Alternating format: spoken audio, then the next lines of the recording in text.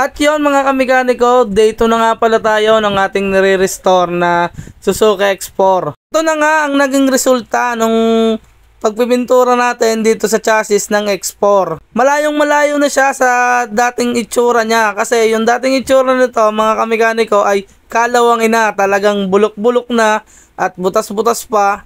Meron pa siyang lagay ng sidecar. Kaya ngayon mga kamekaniko, samahan nyo ako at tuturuan ko kayo kung paano nyo ma-achieve yung ganyang kagandang kulay sa inyong mga chassis.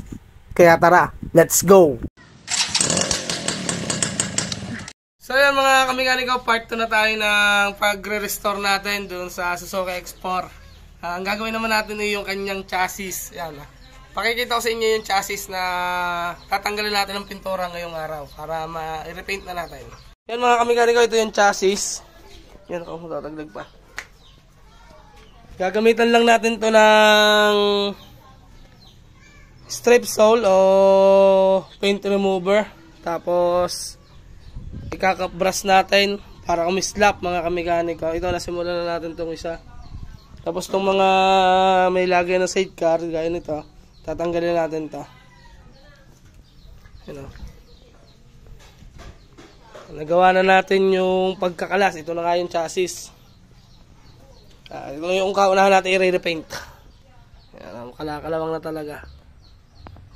Totally wala talagang natira sa chassis niya. Nakakasama kasi hinimahiwalay ko talaga pag ako nagpipintura. Kita nyo naman, di ba? Talagang napaka kalawang. Ito nga pala, simulan ko ng linisin kaya wala na siyang mga grasa sa loob yan. Nasimulan na natin i-pressure water. Yung ultimo bearing, wala. Bago nga pala natin linisin, syempre, tatanggalin muna natin to. Baka makalimutan, tsaka yung nasa likod. Sa yung mga exist na na bakal. Kasi pangit tingnan na yun.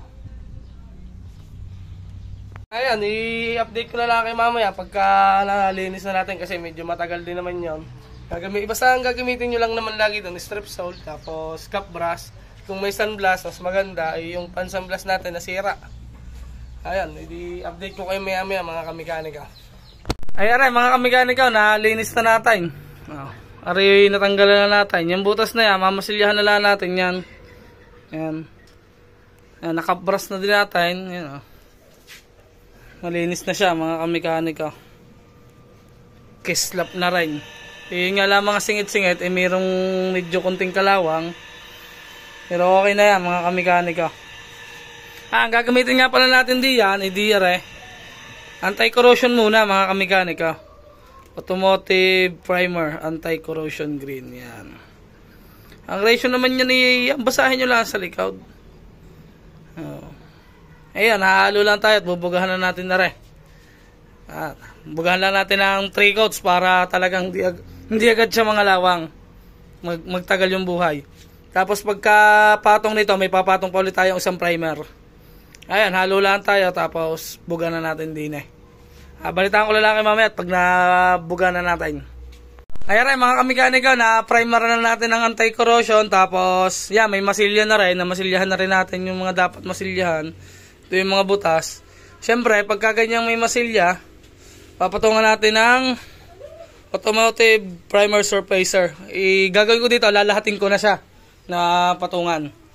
Basta may masilyang ganyan, lalagyan natin ng ganito. Pero ang ginagawa ko, kahit walang masilya, pagkatapos ng anti-corrosion, nilalagyan ko talaga ng ganitong ang kanyang automotive primer.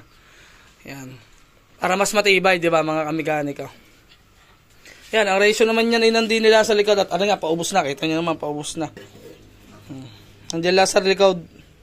Inyo lang babasahin diyan. Ayan, atang lang bubugahan na rin. Babalikan ko kayo mamaya pagka nabugahan na natin ang karne. Kulay gray. Ayan rin mga kamekaniko, napatungan na natin ng automotive primer surfacer. Ayan. Basa pa yan mga kamekaniko. Kaya ayan, binilad natin sa arawan para matuyo agad.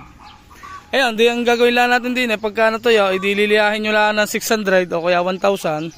Pero ang ginagamit ko 600. Tapos pwede na nating patungan ng base coat pagka natuyo. Tsaka pagka nalihan na natin. At update ko kayo mamaya pagka magbe-base coat na tayo ng kulay jet black.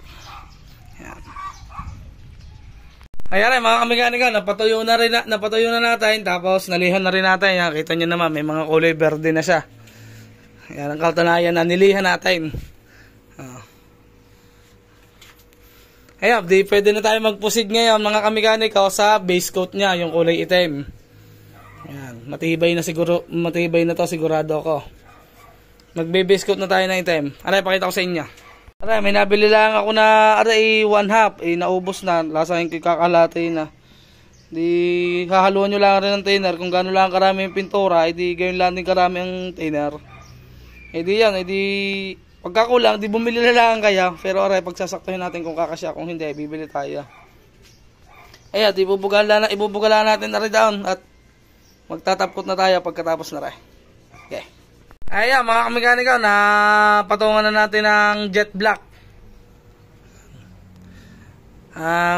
Napatuyo ko na rin, hindi na lang natin siya liliyahin kasi maganda naman yung pagkakapatong natin ng base coat. Okay naman siya, mukhang may clear coat na, di ba?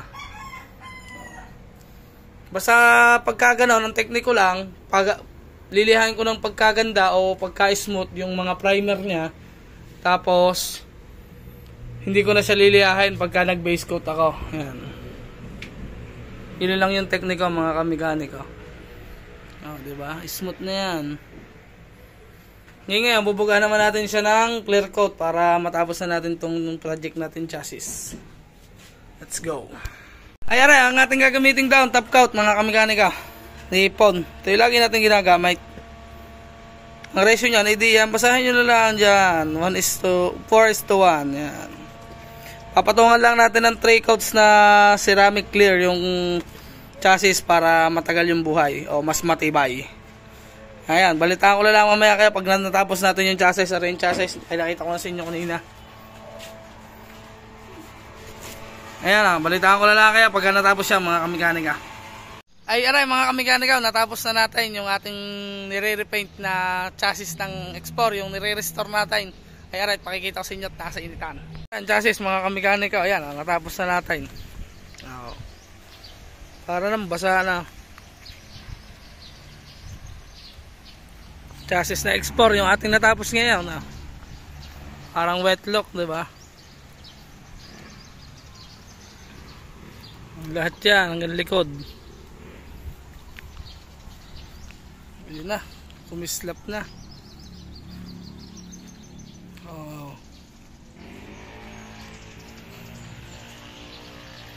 Ganda. Paano mga kamekanika, di hanggang din nilalaang ang ating vlog na rin. Ito na yung part 3 part 2 mga kamekanika. Yung part 3 nga pala yung makina at ating manggagawin pa nga pala yung part 3, yung makina ating pagagandahin. Di paano, di hanggang dito nilalaang. Peace out.